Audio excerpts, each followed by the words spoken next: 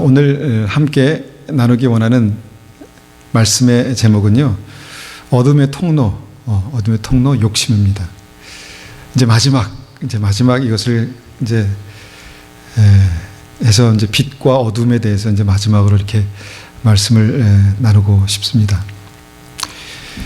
야고보서 1장 15절 말씀을 보겠습니다. 야고보서 1장 15절. 야고보서 1장 15절.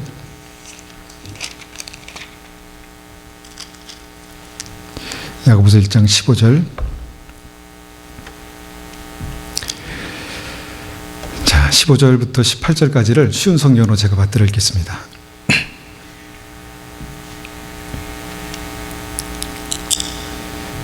욕심은 죄를 낳고 죄는 점점 자라 죽음을 가져옵니다.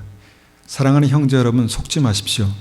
모든 선한 행위와 완전한 선물들은 빛들을 창조하신 하나님께로부터 위에서 내려오는 것입니다. 하나님께서는 결코 그림자처럼 변하는 일이 없으십니다.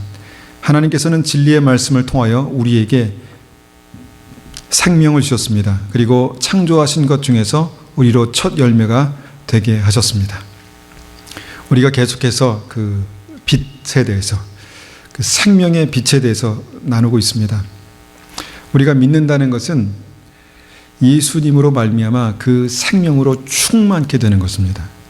우리 안에 정말 그 생명으로 충만케 돼서 살아나고 강해지고 또 온전해지고, 우리를 만나는 사람들이 그 빛을 다시 한번 경험하게 되는, 그것이 우리의 삶의 믿음의 목적입니다.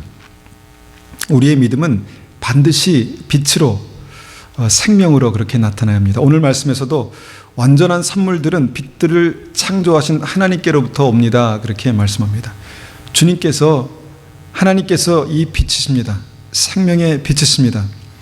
하나님께서 진리의 말씀을 통해서 우리에게 생명을 주셨다 말씀하셨습니다. 이것은 단순한 우리의 개념이 아니라 실제로 믿음을 통해서 우리의 삶이 환하게 되는 것입니다. 빛으로 환하게 되는 것입니다. 우리가 믿는데, 우리의 마음속에 정말 주님을 나의 구주로 그렇게 고백하고 있는데 계속해서 우리의 마음속에 어둠이 있다면 뭔가 이 어둠을 깨트리고 완전히 찢어버리고 주님 앞에 빛으로 나와야 되는 그런 숙제가 있는 것입니다. 그렇다면 이 말씀을 같이 나누고 또 그렇게 듣고 했던 우리의 심령, 우리의 삶 속에 빛이 있습니까? 빛이 있습니까? 우리 삶 속에 어떤 빛이 있습니까? 우리를 만난 사람들이 저 사람 안에 예수님이 계시는구나, 저 사람 안에 빛이 있구나를 그냥 자연스럽게 볼 수 있는 그 빛이 무엇입니까? 우리의 삶 속에 이 말씀을 가지고 우리가 주님 앞에 기도하는 가운데 계속해서 우리를 붙들고 있는 어둠은 무엇입니까? 어둠, 견딜 수 없는 그 미움, 다툼, 그 어둠이 무엇입니까? 이것이 계속해서 우리의 삶 가운데 싸워서 우리가 이겨야만, 계시록에서 우리가 7교회에게 이긴 자에게는 그렇게 말씀하신 것처럼 이겨야만 이 생명의 빛이 우리에게 왕성해질 때 하나님의 나라가 임하는 것입니다. 하나님의 나라가, 우리 가정이 하나님의 나라가 되고 내 삶이 하나님의 나라가 되는 것입니다. 그런데 믿는데 계속 어둠이 우리를 짓누르고 우리의 삶이 어둠에 묶여 있고 계속해서 그 어둠이 반복되면 무엇인가 이것을 뚫고 나가야 될 그런 은혜가 필요한 것이죠. 예수 그리스도의 빛입니다. 생명입니다. 말씀의 검입니다. 말씀은 생명이고 또 말씀은 빛이라고 주님께서 그렇게 말씀합니다. 15절 말씀 보니까 그 어둠을 가져오게 되는 이 통로에 대해서 우리가 고집이다, 교만이다, 그 다음에 오늘 또 나누게 되는 게 바로 이 욕심이다라는 것입니다. 욕심. 사실 이것들은 다 이렇게 연결되어 있습니다. 그런데 특별히 우리가 욕심이라고 우리가 말하고 이해할 수 있는 삶의 구체적인 것들을 우리 삶 속에서 끄집어내지 않으면 우리의 삶은 계속해서 그 어둠이 반복되는 것입니다. 성경에 보니까 욕심은 죄를 낳고 죄는 점점 자라 죽음을 가져온다, 그렇게 말합니다. 정말 그럴까요? 정말 그럴까요? 우리의 마음속에 있는 욕심은 점점 자라서 죄를 가져오고 이 죄가 결국 우리를 죽음에 이르게 할까요? 정확하게 그렇습니다. 이 욕심과 죄와 죽음은 이렇게 다 연결되어 있습니다. 욕심이 그래서 이 어둠의 통로라는 것이죠. 그래서 욕심을 우리가 놓지 않으면 욕심이 가져온 것이 어둠이고 그 어둠의 끝이 바로 지옥입니다.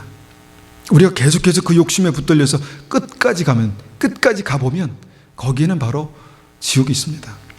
그러면 우리가 이것을 끊어버리고 그 자리에서 우리의 삶이 돌아와야 되는 것이죠.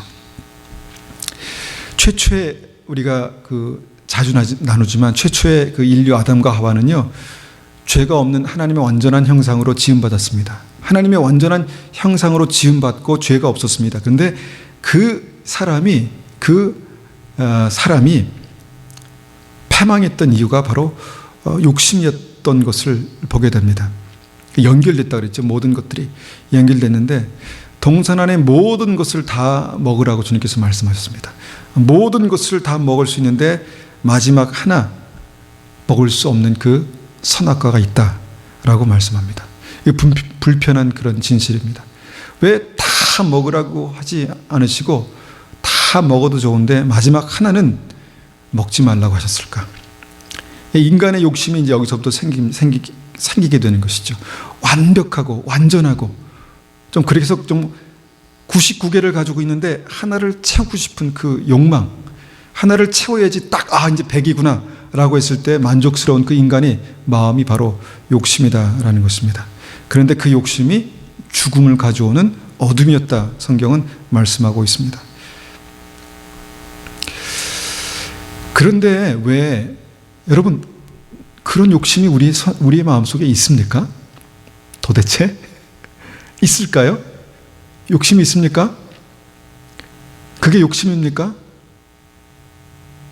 비전 아닙니까? 소망 아니겠습니까? 그게 욕심입니까?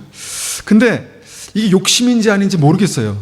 이게 욕심인지 아닌지 잘 모를 때가 많습니다. 그런데 그 이유가 뭐냐면 이것이 어둠이기 때문입니다. 욕심이 어둠이기 때문에. 어둠이기 때문에 잘 분별이 되지 않습니다. 내 삶이 욕심에 붙들려서 나아가고 있는데 그 나아가고 있는 방향이 잘 보이지 않는다는 것입니다. 저는 제가 이 말씀을 준비하면서 어저께 제가 기사를 보다가 어떤 자살한 어느 고등학생의 안타까운 소식을 제가 이렇게 접하게 되었습니다. 제가 이것을 보여드릴까 말까, 얘기할까 말까 한참 고민하다가 막판에 제가 그냥 위험 부담에도 불구하고 나눠야 되겠다 이렇게 생각했습니다.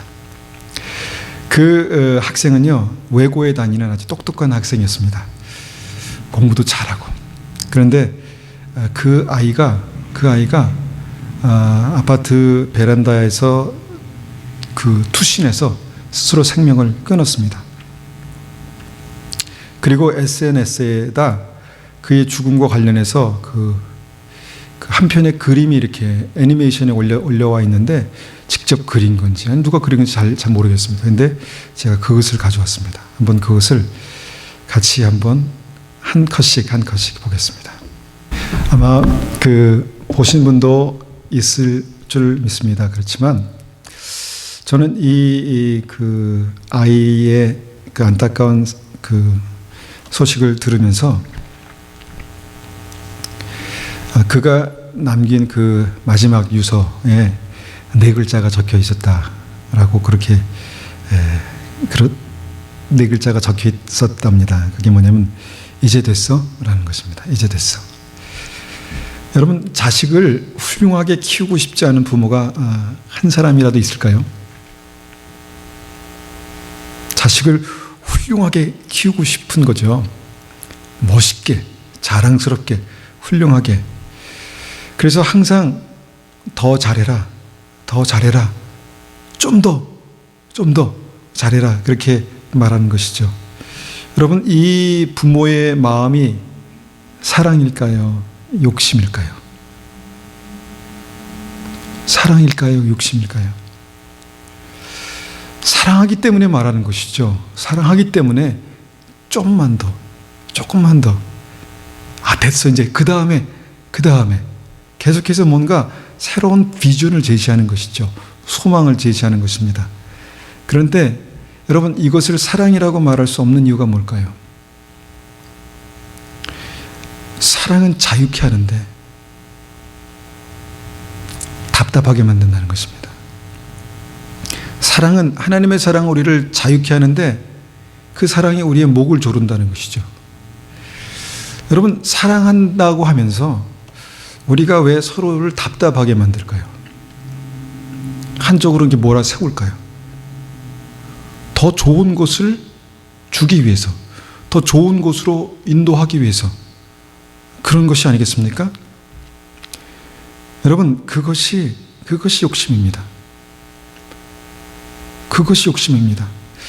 여러분, 나의 인생 가운데서도, 나의 삶에 대해서도 여러분, 사랑하기 때문에, 나를 사랑하기 때문에 계속해서 뭔가 자기 자신을 이렇게 한쪽으로 밀어붙이는,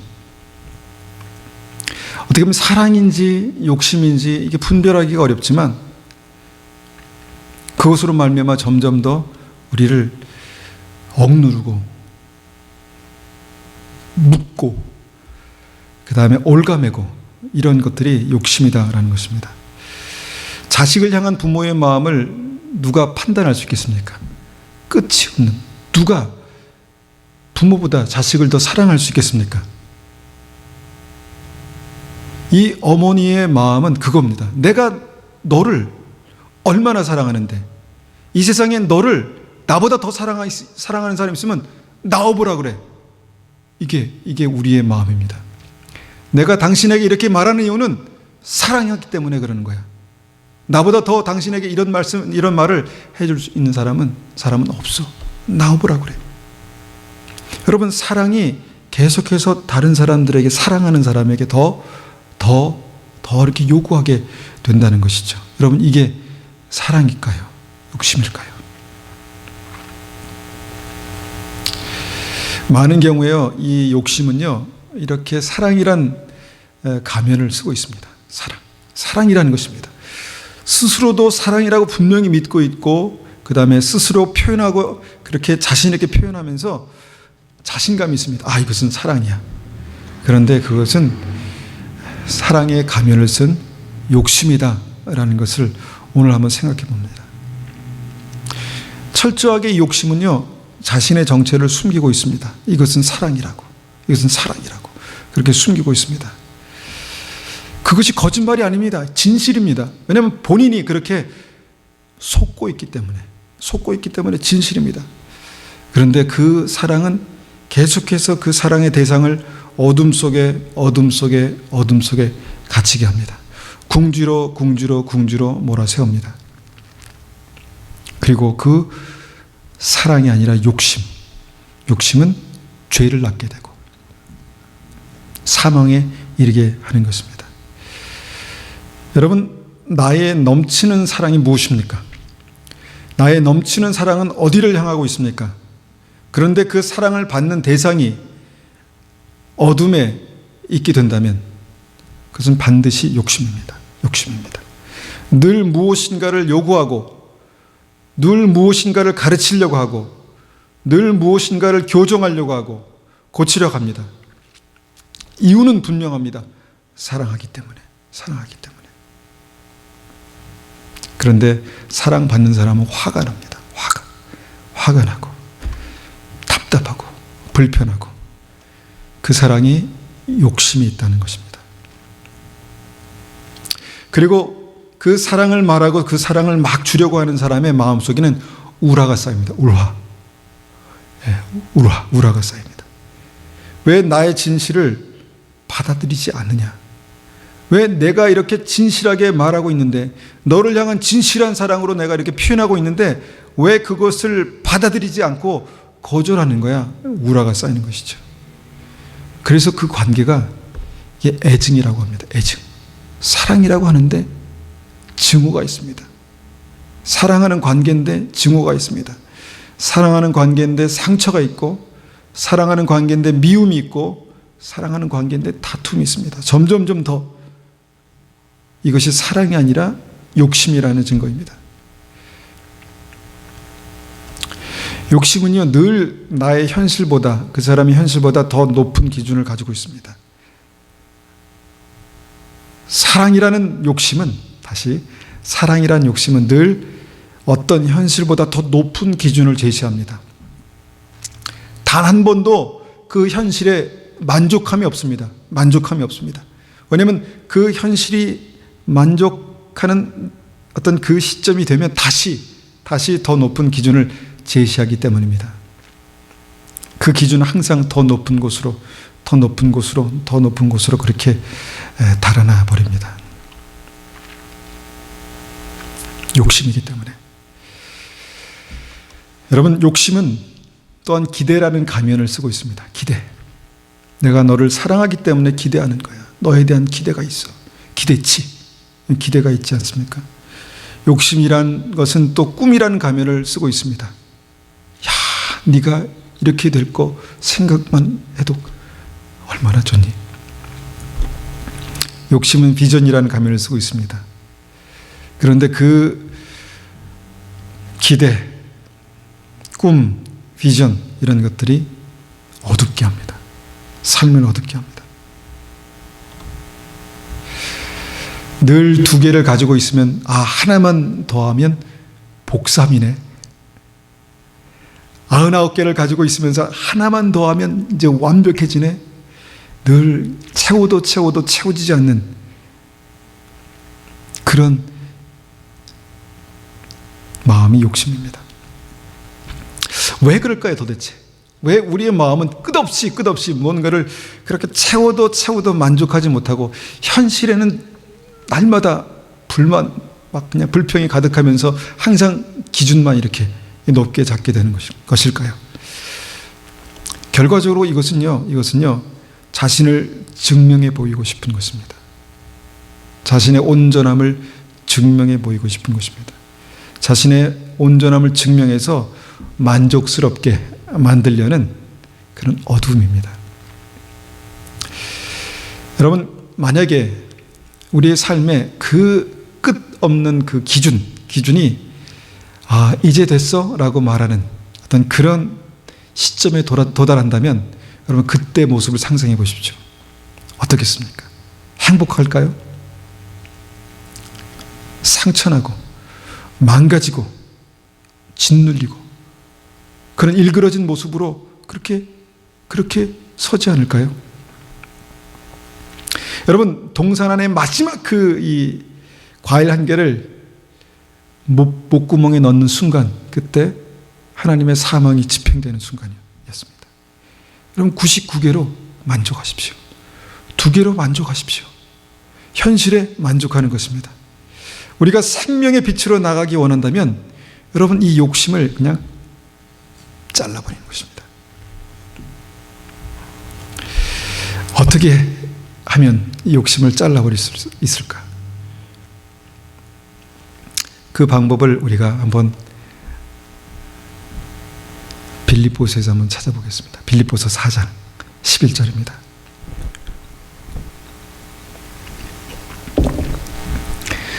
자, 우리 한 가지만 가지고 우리가 하나님 앞에 좀 그렇게 나아가길 원하는데, 빌립보서 4장 11절. 빌립보서 4장 11절.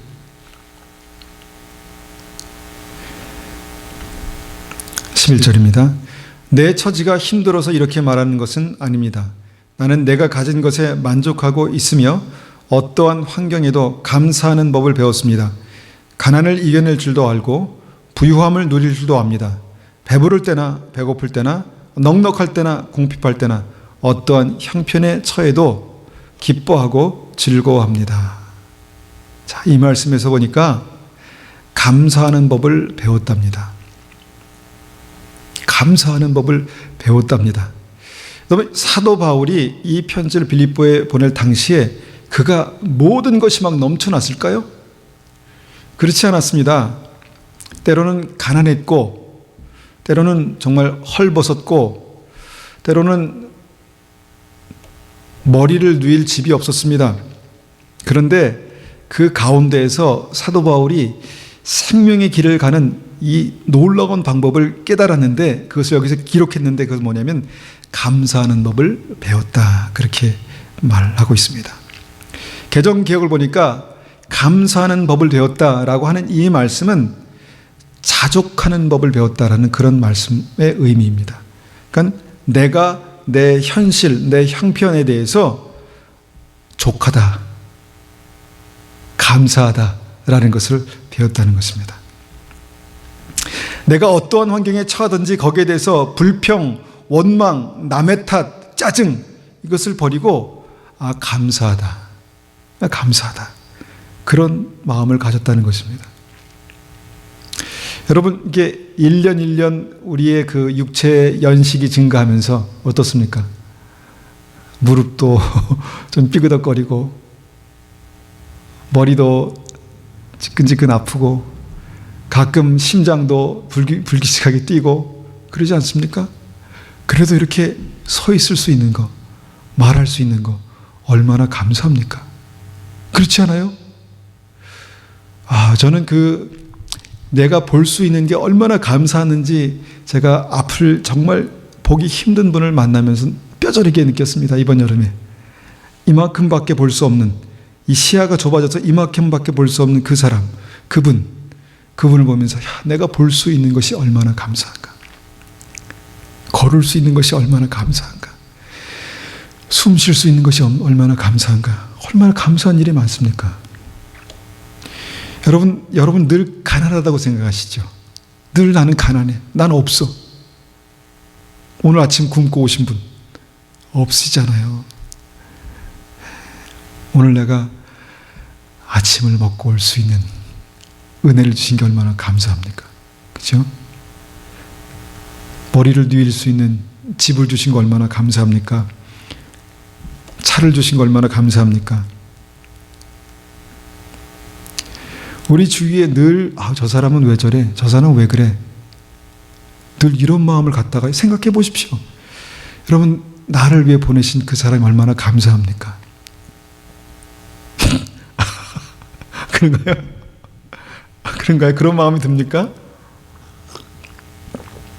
나를 위해서 그 사람을 보내셨구나. 얼마나 감사합니까? 나를 위해 열심히 일하는 사람, 내가 아플 때면 나를 챙겨줄 수 있는 사람, 내가 힘들 때면 나 때문에 안타까울 수 있는 사람, 얼마나 감사합니까? 그러지 않아요? 얼마나 감사합니까? 여러분, 내게 허락하신 직장 감사합니까? 그런데 이것을 조금만 삐그덕하게 생각해 보면요, 불만할 것들이 얼마나 많습니까? 저 인간 도대체 언제 정신 차리지? 도대체 언제 정신 차리지? 저 인간은 나는 언제 한번 이렇게 풍요롭게 살아볼 수 있을까? 여러분, 그러면 주님을 떠납니다. 풍요롭게 살잖아요. 주님을 떠납니다. 모든 것이 다 만족스럽잖아요. 하나님 앞에 나오지 않습니다. 하나님 필요 없습니다. 왜냐하면 내가 다 가지고 있기 때문에, 내가 99,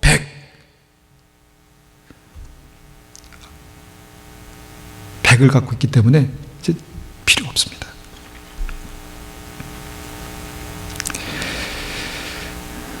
여러분, 사도 바울이 생명의 빛으로 나아갈 때 모든 것에 감사할 수 있는, 자족할 수 있는 일체의 비결을 배웠다, 그렇게 말씀하고 있습니다.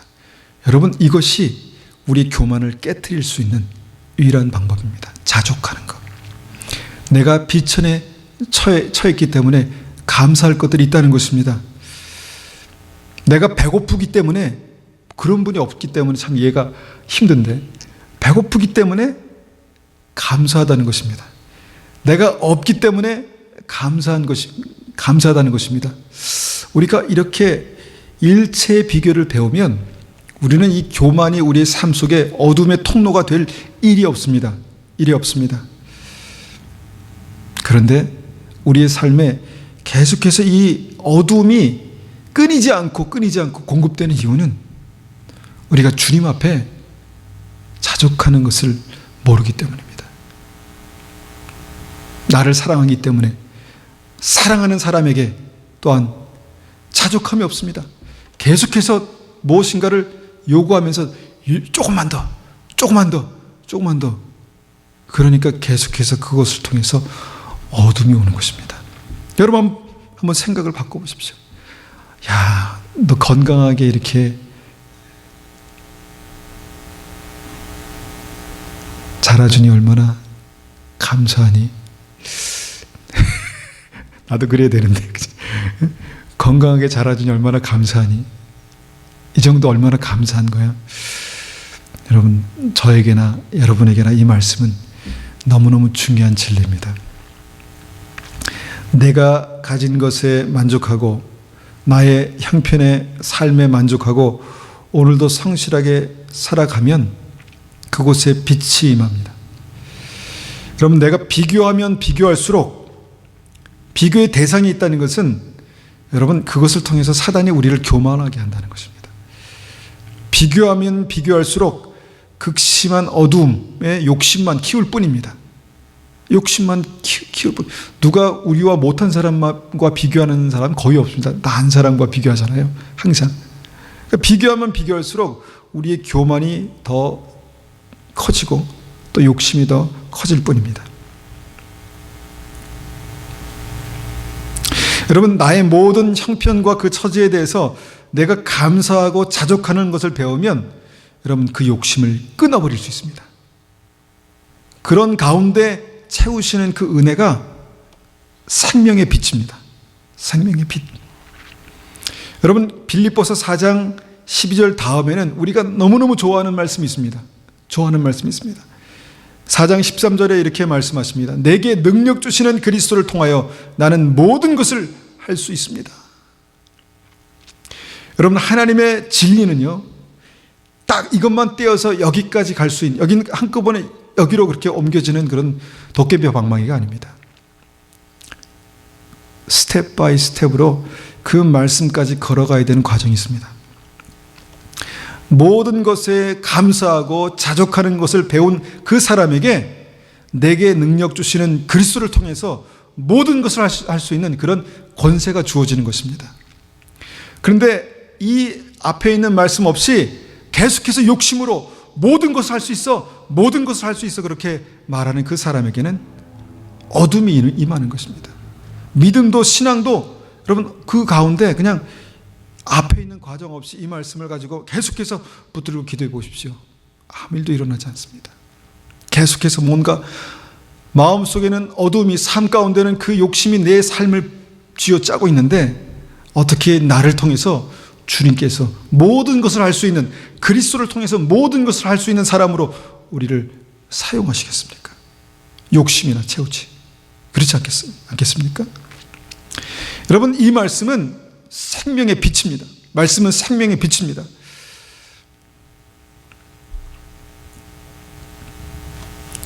우리가 우리 삶 속에 그 욕심을 뽑아버리면 그곳에서 생명의 빛이 역사합니다. 여러분, 우리가 성경을 읽다가 참 와닿지 않고 걸리는 말씀들이 있습니다. 왜 그런지 아십니까? 우리 욕심이 그 마음속에 중심에 자리 잡고 있기 때문입니다. 우리가 재물과 하나님을 겸하여 섬길 수 없다라는 정말 이해하기 싫은 말씀, 이해할 수 없는 말씀, 이 말씀을 여러분 어떻게 생각하십니까? 나는 하나님을 섬기지 재물은 섬기지 않아. 그렇게 말씀하시겠습니까? 내 마음속에는 계속해서 뭔가 붙들고 끄집어 다니고 그렇게 하는 그런 마음이 있는데 어디까지가 그러면 어디까지가 축복이고 어디까지가 욕심입니까? 재물에 대해서도 마찬가지입니다. 자족함이 없으면 우리가 순간 재물이 하나님이 될 수 있습니다. 이것이 어두움의 실체입니다.